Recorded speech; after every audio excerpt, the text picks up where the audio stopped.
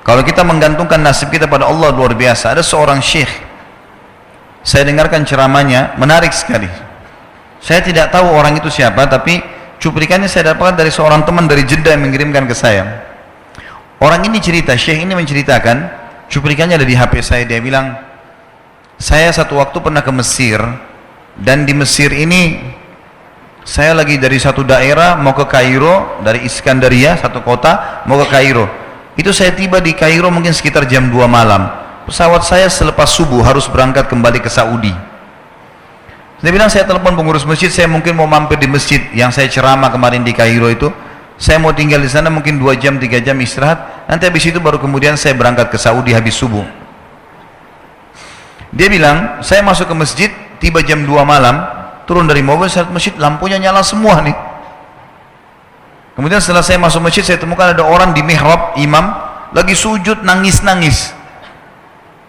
Luar biasa, tangisannya itu kalau orang dengar membuat orang yang dengar pun mau menangis. Jadi saking luar biasa dia merengeknya sama Allah dalam sujudnya. Kata syekh ini, saya pun sambil berdoa sama Allah, ya Allah kabulkan permintaannya orang ini. Walaupun saya belum tahu apa yang diminta gitu. Dia bilang selesai dia sholat, saya dekati dia, saya bilang, Masya Allah, doa apa ini? Luar biasa ini. Doa yang diikuti dengan tangisan di sepertiga malam menjelang subuh. Allah turun ke langit bumi, dikabulkan nih. Dia bilang, demi Allah syekh. Karena syekh ini orang Arab biasanya panggil, bisa orang pintar, bisa orang kaya, bisa orang tua. Jadi kalau antum dipanggil syekh, jangan bangga dulu ya. Karena banyak maknanya itu. Ya. Jadi dipanggil syekh, dia tidak tahu, biasa juga di Saudi begitu ya. Kalau ada orang kita tidak kenal dipanggil syekh, syekh, sini syekh. Walaupun antum bukan syekh sebenarnya gitu. Ya. Maka dia bilang, demi Allah syekh. Dia tidak tahu kalau ini orang memang ulama gitu. Istri saya sekarang lagi dirawat di rumah sakit, dan saya harus bayar 14.500 jenih atau ponnya Mesir. Saya harus bayar rumah sakit. Kalau enggak istri saya enggak bisa dioperasi. Ini sudah parah sekali. Kata syekhnya, jadi gara-gara itu kau sujud sama Allah. Dia bilang, iya, lanjutkan nangis sama Allah. Allah tidak akan menyanyiakan orang yang ikhlas minta padanya. Lanjutkan, nikmati sujudmu, pasti Allah akan berikan jalan keluar. Dia bilang, iya baik. Orang itu dia bilang kembali lagi ke mihrab, nangis lagi, sholat sujud sama Allah, ya Allah. Dan dalam doanya begitu, ya Allah istri saya mau dibayar besok rumah sakitnya, jumlahnya sekian, saya tidak pegang uang 1 jenih pun. Ini 14.500 jenih, banyak sekali. Maka dia bilang, orang ini bilang, baiklah kalau begitu. Syekhnya ini bilang, saya mau tidur dulu, saya istirahat 1 jam, menjelang azan subuh dia bilang, ada marbot masjid datang bangunin saya. Sudah azan, saya sholat qabliyah, sholat sunnatul fajr. Waktu iqamah, pengurus masjid tahu kalau dia ini ulama, dipanggil, dia bilang, syekh tolong jadi imam. Dia bilang, saya capek, baru istirahat 1 jam, 2 jam malam, biarlah imam. Dia bilang, tidak apa-apa, ayat-ayat pendek aja, baca surah-surah pendek aja. Kata syekh, baiklah. Dia bilang, saya baca surah-surah pendek. Rupanya mikrofon masjid karena keluar di luar, ada satu pengusaha Mesir, apartemennya itu dekat masjid, dan dia suka ikuti ceramahnya syekh ini di YouTube. Dia bilang, turun dari apartemennya, ikut sholat berjamaah di masjid, karena dia kenal suaranya orang ini gitu. Begitu selesai sholat, dia bilang, saya lagi zikir, datang orang itu. Dia bilang, syekh, ahlan wa sahlan di Mesir, saya salah satu penggemar anda di YouTube, dan saya dengar suara tadi. Saya tadinya mau sholat di masjid lain, saya ke masjid ini. Dia bilang, syekh, saya mau minta tolong satu hal. Kata syekhnya, kenapa? Dia bilang, saya sudah ngitung zakat uang perusahaan saya harus alokasikan 14.500 jenih. Kata syekhnya, orang itu bilang, saya mau alokasikan zakat saya 14.500 jenih. Kata syekhnya, saya nangis, dengar itu. Nangis, saya terisak-isak. Kata orang itu, kenapa anda nangis? Syekh bilang, saya nggak bisa jelasin. Dia bilang, saya nangis terus. Kemudian saya lihat ke kiri kanan di sof, mana orang yang tadi malam sholat tahajud tuh? Ada di ujung.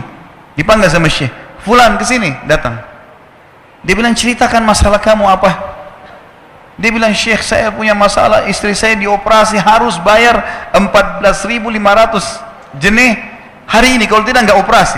Kata syekhnya, tiba-tiba si pengusaha ini nangis-nangis. Orang ini juga heran, kenapa kalian berdua menangis? Dia masih bingung kenapa gitu. Kata syekhnya, biarin orang ini yang jelaskan. Yang punya usaha bilang apa? Demi Allah Syekh, saya sudah 1 minggu taruh uang ini di lemari saya, sudah 1 minggu. Setiap hari istri saya bilang, turunkan, lakukan haknya Allah, zakat itu keluarkan. Dia bilang, saya ingin dapat 1 orang yang saya kasih langsung daripada saya bagi-bagi. Saya mau 1 orang saya kasih, selesaikan masalah dia, dan Allah selamatkan saya di akhirat. Orang ini jadi nangis. Orang yang punya minta butuh nangis. Kata pengusahanya, ini uangnya silakan, 14.500. Semoga Allah selesaikan urusan saya di akhirat gara-gara saya bantu kamu.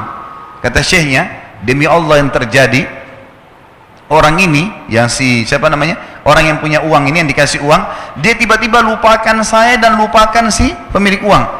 Dia langsung angkat kepalanya ke langit sambil menangis mengatakan, ya Allah, aku mencintaimu. Terpenuhi kebutuhannya, gitu kan? Kuasa Allah. Teman-teman, cuman kita selalu buru-buru. Kalau seseorang kita di perusahaan mau dinaikkan gajinya saja, mau naikkan jabatannya, dia harus tulis permohonan. Tidak mungkin juga baru hari ini dimasukkan kemudian ketuk ruangan dirutnya, mana permintaan saya kemarin, atau hari ini, nggak mungkin. Seminggu dia sabar, 2 minggu dia sabar dengan berharap datang panggilan. Kenapa dengan Allah Subhanahu wa taala kita tidak begitu, teman-teman? Banyak orang buru-buru, dan kebanyakan orang mau menggantungkan permintaannya kepada Allah hanya pada hal-hal yang kecil, hal yang besar tidak, atau sebaliknya, hal yang besar, hal yang kecil tidak. Kenapa tidak pernah minta sama Allah dikasih motor, dikasih mobil, dikasih rumah? Kenapa hanya minta kalau penyakitnya dihilangkan baru kembali kepada Allah? Itu pun seringkali kita jadikan Allah nomor 30, teman-teman sekalian. Ke dokter ini, ke dokter itu, resep ini, resep. Nanti kalau sudah mentok nggak bisa sembuh baru sholat tahajud. Hah? Salah. Islam mengajarkan kita apa?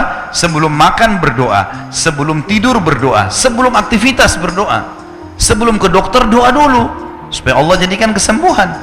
Karena dokter resepnya cuma semoga lekas sembuh, tidak ada pasti sembuh.